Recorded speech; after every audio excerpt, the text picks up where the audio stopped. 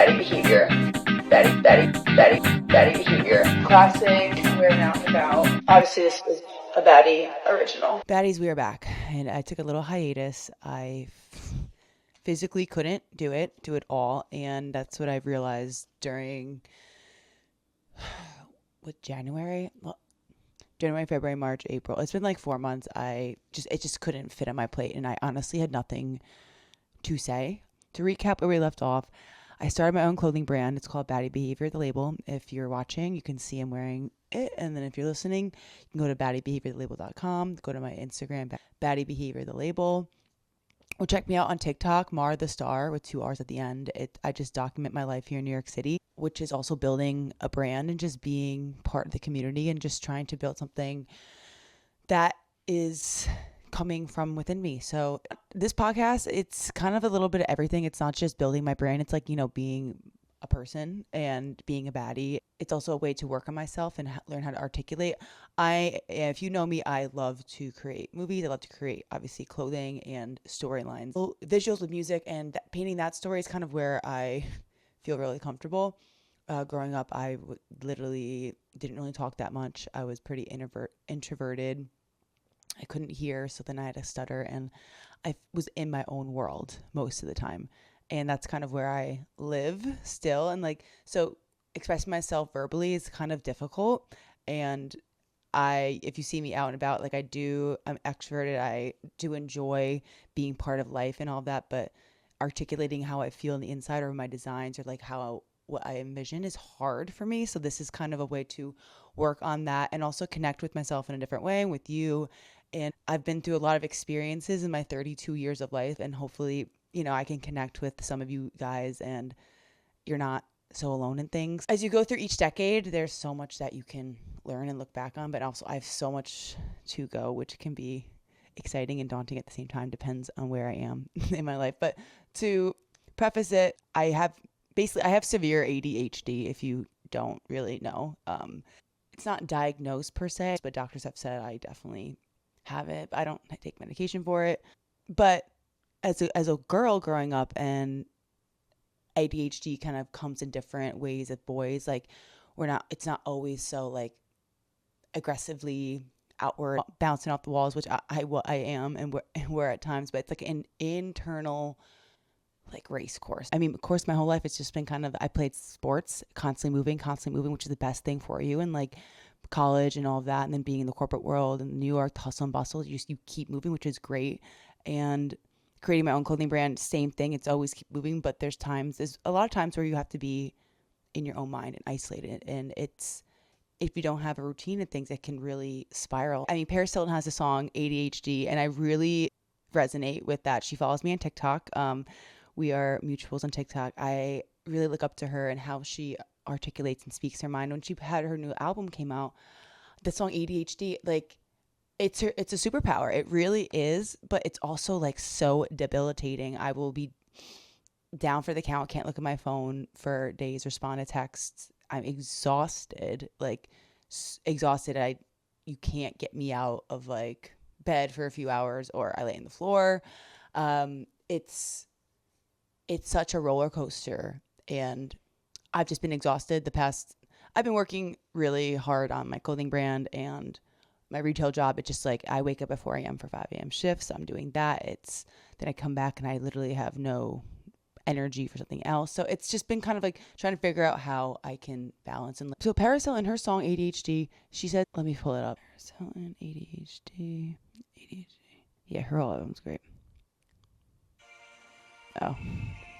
Got on a plane, got in the car, I'm so tired. Live with the pain, live with my scars, I'm so tired. I wish I could sleep, I'm ADHD, I'm so tired. Yeah. My mind is always running. Sometimes I feel like crying. Now look at me and the best I can be. My superpower was right inside. See, it was ADHD. I've always known I was a little bit different in a way how I thought and came about the world. I had questions as a kid. I was like, how am I me? What is going on? I was very intuitive into people's emotions and could sense when things are off. And I wish I wasn't at times. I wanted to be a little bit more ignorant. I the only way to get me out of my own brain was to participate in life a little bit. And me and my best friend Kelly, we grew up together.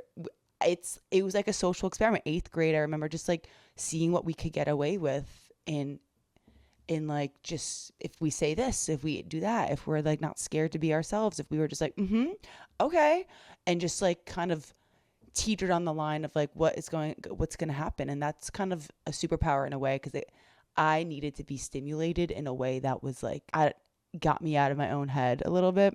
I have a lot of creativity, as you can see, and a lot of energy, and then like sometimes I have zero energy, and it's debilitating, and it's getting myself back up to just a zero can be it takes so much work just to maintain what I want to accomplish. I just, people who wake up, like, I don't drink coffee, I drink water. I love Pepsi, but it's like not just for taste. But I'm be gracious, I smile, I can take it. But yeah, I really like the song. You got to keep smiling. You just got to keep taking it. There are days where it's like, I can't get out of bed, and you get out of bed and you do it. It's just like, I don't think a lot of people talk about women or girls having ADHD, because we figure out ways to get through school, to get through sports. And it's just like, internally, my mind was running all the time, thinking about all these different things, and like every single task is super important, but it's not. And yet there's medication, and I'm going to be trying saffron soon. It's coming. It's a natural way to like focus and like kind of get rid of that anxiety. And so, I mean, part of life is just figuring it out. Yeah, so winter was hard. It was really hard. I didn't have any energy. I didn't have anything to say to myself or to you. It was just, I'm working this retail job, and it's like literally all encompassing. It's physically so hard on my body. I had Achilles reconstruction surgery almost like 2.5 years ago, and they took a tendon from my foot, like by the arch of my foot, and then reattached it to my Achilles because it was so shredded. And the recovery takes 18 months, they say. And then like, but it's just been standing on my feet for 7+ hours, talking to customers every day. Like, it's a lot, but my body's become stronger. There are days where like I've had panic attacks at the store, because it's just like, it can be overwhelming in the store with lights blaring, and I'm just like, okay. I'm like, it's just the juxtaposition's a lot, but I've had 100% success rate of surviving. So I take every little grain as a win. Baddie Behavior has been a way for me to really crack open what works and what doesn't work for me. I really need to be diligent and put my health first. And at the end of the day, if I'm not feeling great and I can't make the content, like I won't do it. And I couldn't do the podcast. So this is me. I'm coming back. What else is going on? A lot has happened since you have seen me last on here on the podcast. I went to Coachella. We played soccer with Central C at the park. I'm launching a new line collection. The tariffs came through. So it was right around our birthday in February. Me and my sister, we were playing soccer at the park down the street, and she noticed this. She noticed Central C. I don't know. Oakley. And I didn't notice him. I only knew him vaguely. She knows a lot more about rap music. And then she went, hey, love you. Like, you're awesome. Then we just kept playing because she's training for soccer. And then like 3 minutes later, he comes around, and like him and his little crew come. We just end up playing juggle circle, soccer, pass the ball for like 35 minutes talking. And like him and his friends, his bodyguard. And like, I was like, oh, what's your name? Like, actual name. His name's Oakley. He also has his own clothing brand he just launched called Cinna. And so I was talking to him like, oh, I have my own clothing brand. And he's going on tour. And it was just like, it was really funny because it's the same park. I don't know. We were just doing the thing we've always done since we were little, play soccer together, did that. And like that interaction came to us, and it was really sweet. He was sweet. And he said he wasn't great at soccer, but he still wanted to like pass the ball and like have a New York experience. It was just nice to connect with someone, honestly, who was like doing kind of the same thing as me. Like, I know he's Central C, but like he's Oakley. He was like, yeah, I have this shoot.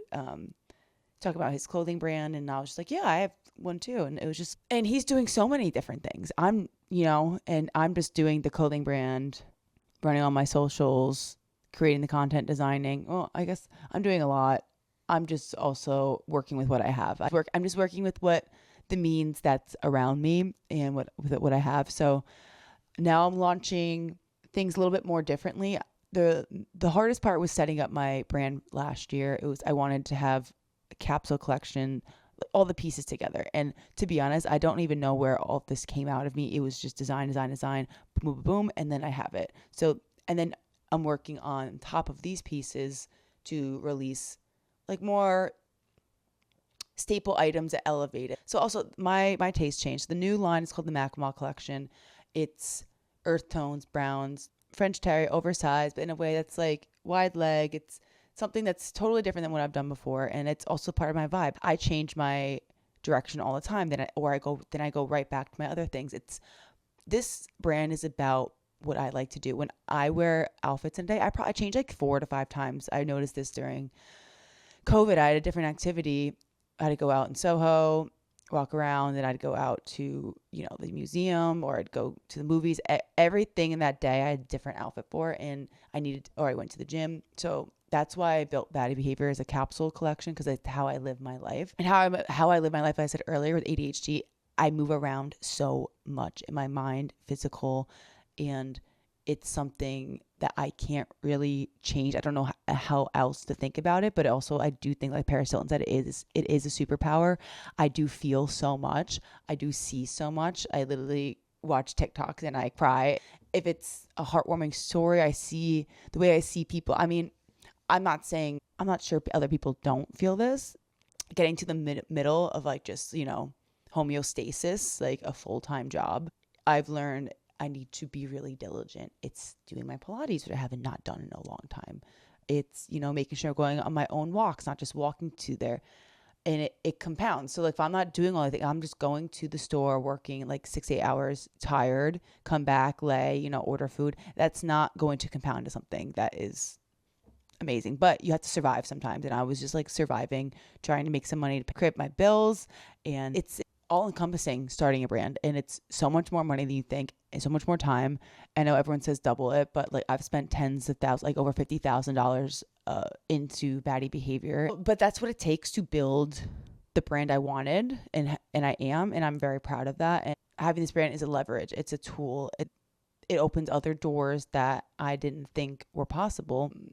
I do think I will need a 9-to-5 to help supplement this in the meantime, because I want other bigger things and to keep owning this directly. So yeah, this is just a check-in. And I don't know, having ADHD is something now. It's like I know what to do. I know there's coping mechanisms and there's a way to live your life. And like, so I'm going to try the saffron. I saw on TikTok, Dr. Brian, MD, whatever, he talks to like, he had the Kardashians, and then like they were talking about, anxiety and stress and all of that, which, I mean, who doesn't have? But that's something I've been dealing with my whole life. I've always had these panic attacks. I've had stress. I didn't know what they were until, honestly, 25, 26. But I would just really spin out and couldn't breathe and just like overwhelmed and thinking. And I didn't know. Like, I feel like there's a tortured poet society. It's like,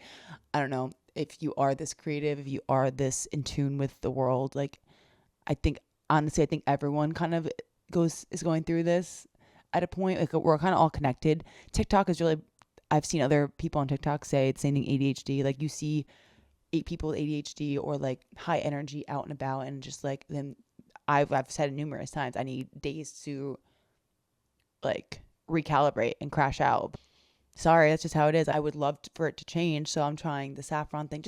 I take spirulina, I take creatine.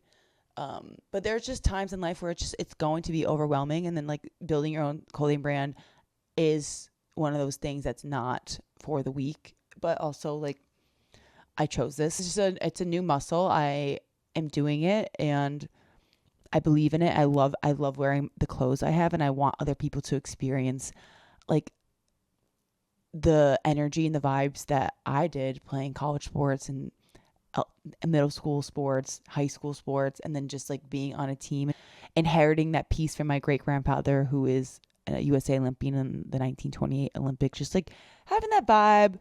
It's a permission slip. Being a baddie is a permission slip. What I've learned, making content on TikTok and showing up in life, and the only ways I've gotten things that I've wanted was when I've really, it's cliche, stepped outside of who I thought I was and just, pushed into it. There's a quote in, I don't even know, the 1800s. It was known in like the 1800s, you go out in public, you're putting on a mask. You're kind of like, you're dressing up, you're putting on a show, you're out there showing off yourselves. And then you come back home, you take it off. You're like, that was kind of a known thing, which it helped people differentiate from, okay, I don't need to be, I guess, myself at all times. You can change. Like, you can go out there, present yourself in a way that will get you through that event, or like that will be fun. That's why I think wig parties are fun, and theme parties we love so much, because like we get to, in Halloween, we get to be someone you're not, but I don't think that's someone you're not. It's just being malleable in the skin you're in. So basically they also said that nowadays people show up, and we show up to events in life and things 100% as ourselves. Great. 100% great.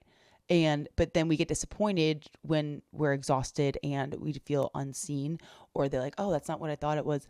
Well, because we're kind of like left out on the joke. Like, they knew that going out to the orchestra or the opera was blah, blah, blah. You go out, you wear your suit, you wear your dress, you're like, okay. And you come back and you're like, yeah, I don't even know where I was going in this, but like, that's, I think, where we kind of lost the plot a little bit. We're allowed to be, oh yeah.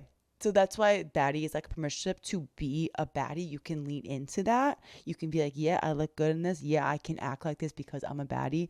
And that's the whole point. Once you unconstruct the social norms, there's no social norms anymore, but everything is off the rockers. You can't watch the news without like it being the most insane headline you ever read or heard. So the way to get through life is just like, I want to participate in being in the world. When I'm really anxious and stressed out and having panic attacks, the only way I can get through them, and some of my best videos you don't even know are like me the days after I've had a really bad panic attack, and I'm just out in the wild and interacting with people and the things around me. So like, what does that mean? So like, what was it? And we get so caught up in things that, like, I've got caught up like in the social world, which is fine, but like touching grass, literally and like figuratively, like if I'm like really stressed out, reconnecting with other people and humans is the only way for me to get de-stressed and like, okay, I'm not alone in this world. Like, so like, I'll be at the park and then I'll talk to someone next to me. These interactions with strangers kind of is what gets me kind of out of my funk. I went to such a park class in the fall. Like, I was really, really down. I was like really just exhausted. And like, my body gets to a point where like I overwork myself, and then it tells me to stop. And then like, I'm trying to get a point where I don't need that. I really do have a high pain tolerance in emotional and physical. So that's why I've had a lot of surgeries. I've run and played on broken ankles, torn ligaments for so long that it just literally gives out. And I need these reconstructive surgeries, and I need these signals to my body, the receptors. I have such high pain tolerance that it's like it's such a hindrance to me. Pain is there to show you, hey, let's teeter, let's take a step back. So I know that these panic attacks, these stress, are helping my body. They're like, girl, calm down. So I've rearranged them, and like, I've gotten through so many of them that it's like, okay, there's nothing like worse feeling in the world. I'd rather tear my Achilles every time than go through a emotional panic attack. The first one I got was in the real world was at like work when I was at MTV, and like, it was just a lot. I was pins and needles. I remember when it was happening, I was like saying my name in a meeting, and like, I was physically fine and able to say it, but I was very uncomfortable on the inside, and it was just like detrimental. And I called my mom, like, I need to come home. Like, I was like, I thought I had heart issues, and I do have a heart murmur as a kid. It's nothing. But so it'd be hard for me to gain breathing air in, and like, it's like, I think Ariana Grande had a song about that, like, just keep breathing. But I don't think I'm special. I think a lot of people have it. I didn't even know I had anxiety till I was 25 years old. I'm like, oh, this is just, but also that's kind of like the beauty of it. You can do everything in your life with these things. Part of it is kind of just like a meter of like, okay, you have this, let's work through it.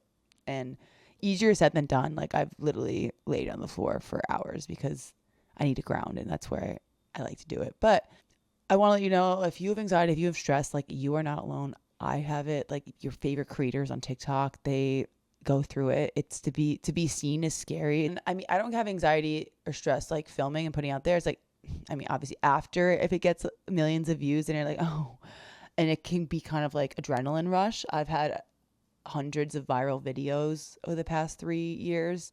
So I've gotten accustomed to that. This is like part of who I am. I've definitely said it in my TikToks before that, I have anxiety and stress and things, but who doesn't? Like, but I think I'm a highly creative and empathetic person, and like anyone that is in the same boat, like also being in this time frame is hard for anyone. Yeah, I just remember always being just like a little bit too aware of what was going on in my body. And I said this on my Instagram, I think, like being too aware of things is not good. Like some people need to be a little bit more aware of what they're doing. But even if I'm driving a car, if I'm too aware I'm driving a car, I don't like driving. I haven't really driven that much in my life. Like I've been in the city 10 years. Then I just drove in my town, my mom's minivan when we were 17. Then we went to college. So, and I've been here. So it's like not a muscle I'm used to using. So, but I will do it. I've had panic attacks at the wheel, but you just kind of go through it. And I wouldn't wish that on anyone.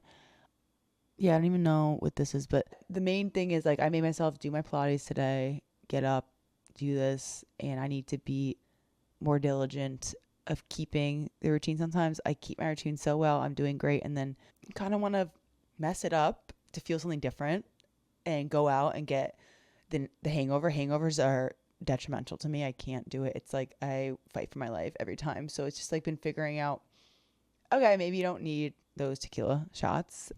Life is all about ups and downs, and I'm trying to get out of the downs more. Downs. But yeah, there's a saying, me and my mom, and we say, get to 5 p.m. Get to 5 p.m. My mom, she's very in tune with the world as well, and she gets it. I'm just like, she's like, if you get to 5 p.m. every day, the next day it's going to be okay. It's going to be okay. I'm like, all right, all right. It's a battle out here. But being a baddie is working through it. Like when I wear the clothes that I like to wear, and like I'm very specific with texture and what things feel on me. I built out of necessity kind of for me.